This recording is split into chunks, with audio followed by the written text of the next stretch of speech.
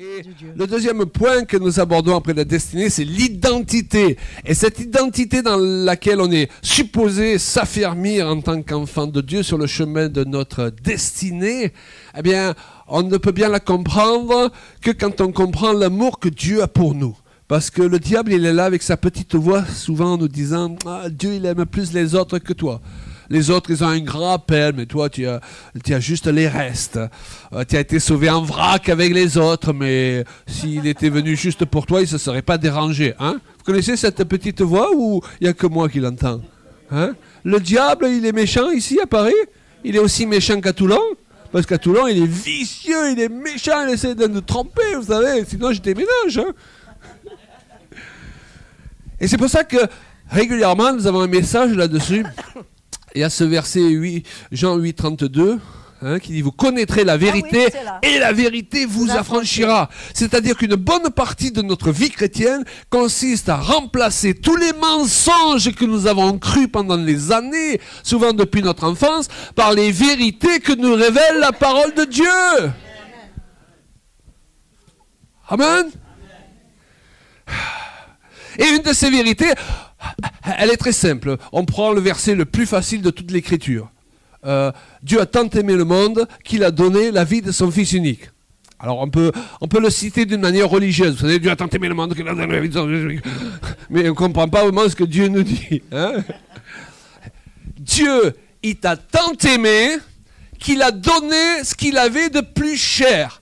Donc il t'a estimé à un si grand prix alors que tu étais perdu. D'ailleurs, le mot grâce signifie à la fois don gratuit et don de ce qui a le plus de valeur, ça signifie. Vous savez, parfois les gens ils vous disent « je te donne gratuitement ça », mais parce que ça n'a pas de la valeur, je m'en débarrasse. Mais là, c'est gratuit parce que ça a trop de valeur. Et s'il faut payer, aucun de nous, on peut s'en sortir. Est-ce que vous comprenez? Donc Dieu... Alors, quand les chrétiens disent « ah, moi, je suis rien », Jésus, il n'est pas mort pour rien, quand même. Amen. Et Dieu t'a estimé un si grand prix, alors que tu étais perdu, qu'il a donné la vie de son Fils unique. Bon, maintenant que tu as accepté Christ comme sauveur, qui a accepté Christ comme sauveur?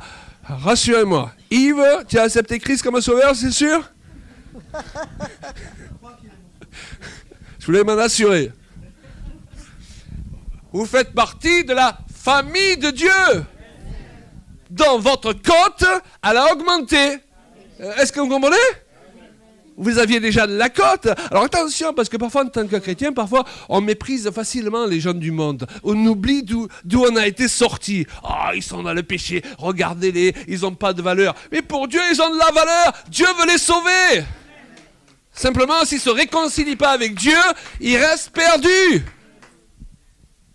Mais Dieu, lorsqu'il a regardé le monde, il aurait pu dire « Waouh, waouh, waouh, waouh, ça va mal !» S'il le regarde aujourd'hui, et faisons attention comment nous regardons le monde en tant que chrétiens. C'est vrai que ça va mal. Mais Dieu, il ne s'est pas concentré sur tout ce qui allait mal. Il s'est concentré sur le bien qui restait. Waouh! Et quand tu rencontres quelqu'un dans ce monde où tes enfants ils se sont détournés du Seigneur, ok, ben ils ont déjà entendu l'évangile, ils n'ont pas besoin que tu leur rabâches encore pendant toute une semaine chaque fois que tu les rencontres, que tu leur fasses des reproches. Concentre-toi sur le bien qui reste en eux et mets-le en valeur. Il faut qu'ils comprennent que tu le vois toujours. Ça ne veut pas dire que tu dois être d'accord avec leurs mauvais choix, mais parfois, vous savez, on repousse plus les gens qu'autre chose. Mais nous sommes des êtres qui avons de la valeur. Vous savez, on ne comprend pas toujours la nouvelle naissance. Et ça prend un petit moment.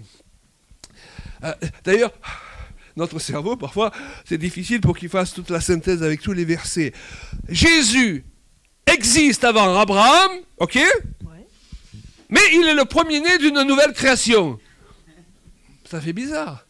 C'est-à-dire que Dieu qui est hors du temps, eh ben, Jésus, il existe de toute éternité. Mais à un moment donné, Dieu voulait racheter les hommes perdus que nous étions. Et comme il ne pouvait pas nous recréer en Adam, parce que l'esprit d'Adam était mort, il a envoyé son Fils unique, alors par un processus qu'on ne comprendra en détail que quand on sera au ciel. N'essayez pas trop de vous tripoter les méninges, là. Il y a des gens qui veulent tout comprendre. Il y a des choses, la Bible dit, on connaîtra comme on a été connu, là, ok? Il y aura un jour où on ne comprendra pas tout. Et c'est pour ça qu'il faut marcher par la foi. Et Christ est devenu le premier-né d'une nouvelle race. Ça n'a rien à voir avec la couleur. Une nouvelle catégorie de personnes. Supérieure à qui était Adam. Qui était pourtant déjà créé, on peut le dire, à l'image de Dieu. Pas à l'image parfaite de Dieu. Et là, il y a un enseignement merveilleux. Quand Dieu y rattrape le coup, quand tu as divorcé, quand tu as connu l'échec, quand tu as connu le rejet, c'est pas pour te placer à une place inférieure à celle que tu as perdue. C'est comme ça que je conçois Dieu. C'est pour te propulser dans une place supérieure à celle qui a été perdue. Vous savez, l'homme, il a été placé, on l'a chanté tout à l'heure, tu l'as couronné de gloire et de magnificence. Il a été placé dans le jardin, couronné de gloire et de magnificence. La chute est intervenue, donc il était placé au-dessus des animaux, au-dessus des anges, et d'un coup il se retrouve au-dessous. Aujourd'hui, un homme qui rencontre un lion, il n'a plus trop l'autorité dessus. À moins qu'il soit un chrétien qui connaît son autorité. Hein? Vous comprenez? Si c'est un lion chrétien, il dit merci Seigneur pour ce repas.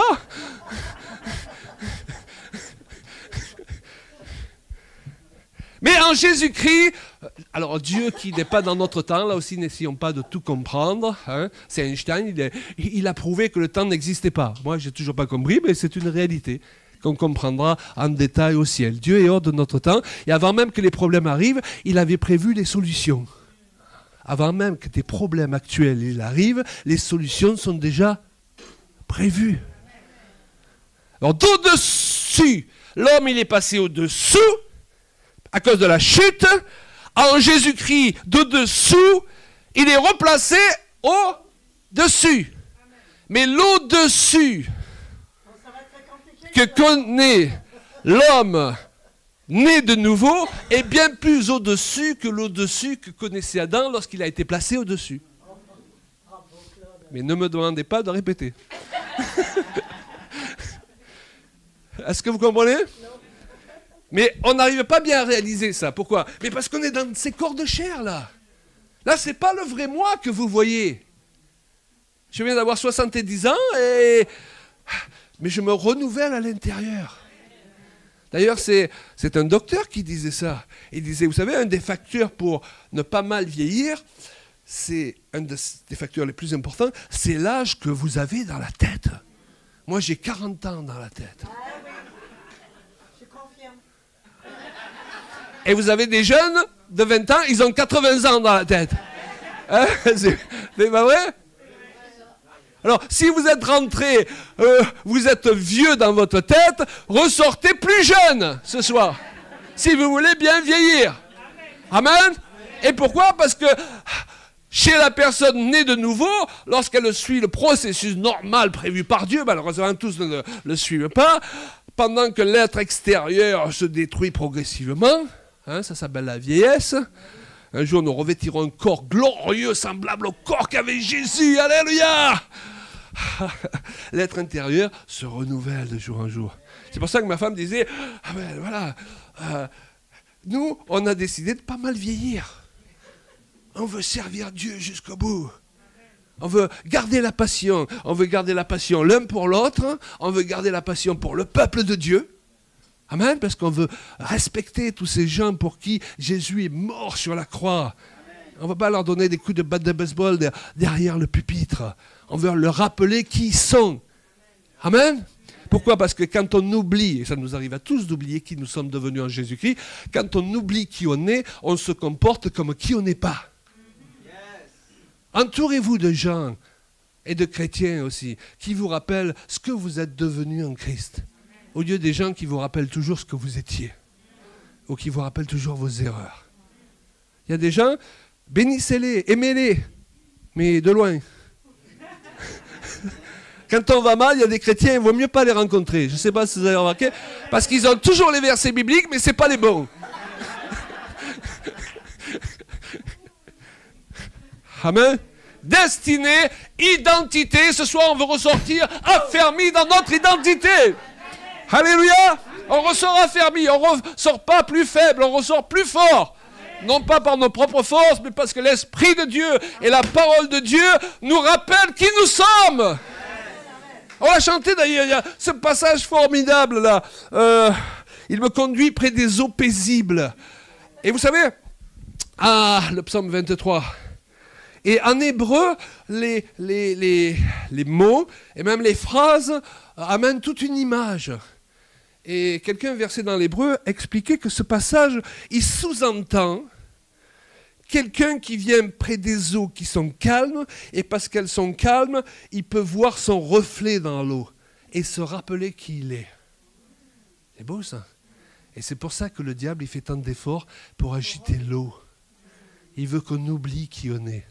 Et quand on oublie qui on est, c'est là qu'on se met en colère quand il ne faut pas. C'est là qu'on est énervé pour rien. C'est là qu'on crie après son conjoint. C'est là que... Parce qu'on a oublié qui on était. C'est là qu'on s'entretue entre chrétiens. Hein, c'est pas parce que les gens ils quittent notre église qu'il faut les... Hein? Il faut les bénir. Bénissons les gens. Alléluia.